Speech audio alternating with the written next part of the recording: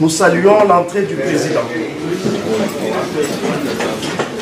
Réunis en assemblée générale extraordinaire ce lundi 14 juillet 2025, les membres de la Fondation katongaise ont élu à l'unanimité ou presque l'honorable Mbanga Mokose Dieudonné à la tête de la structure. Actuel président de la communauté Bouloubaï Boukata, il entame un mandat de 2 ans après une période de transition de 12 mois, largement saluée pour sa gestion efficace et rigoureuse. Sur les 37 délégués représentant les différentes communautés membres de la Fondation, 35 ont voté en sa faveur, un seul s'est exprimé contre et une abstention a été enregistrée. Ces votes quasi unanimes témoignent de l'adhésion massive à la vision de leadership apportée par Mbanga Mokose et de la confiance placée en lui pour conduire les destinées de cette structure fédératrice. Dans une allocution ferme et engagée, le nouveau président n'a pas mâché ses mots. Il a dénoncé avec vigueur le pillage systématique des ressources naturelles du Katanga, la spoliation organisée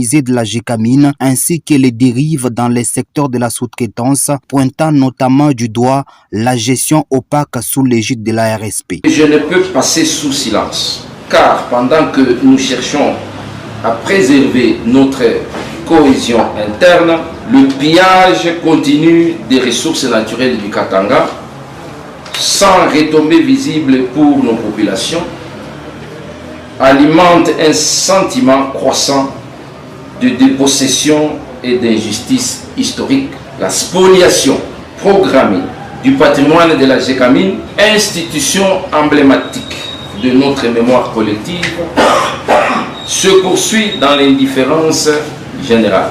Mbanga Mokose a également attiré l'attention sur les discours empreints de haine tribale qui gagnent du terrain dans l'espace public katangais, appelant les Katangais à une vigilance collective pour préserver l'unité katangaise. Il a demandé aux Katangais d'être unis. Il a en outre soulevé des sérieux indices de détournement des fonds publics et critiqué l'opacité persistante dans l'attribution des marchés publics, plaidant pour un changement radical dans la gouvernance économique et communautaire.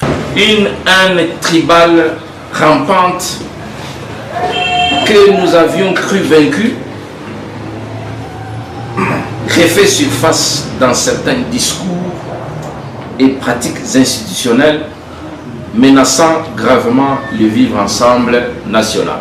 Enfin, les indices de détournement de fonds et l'opacité croissante dans la gestion de la sous-traitance encadrée par l'ARSP ainsi que dans l'attribution des marchés constituent une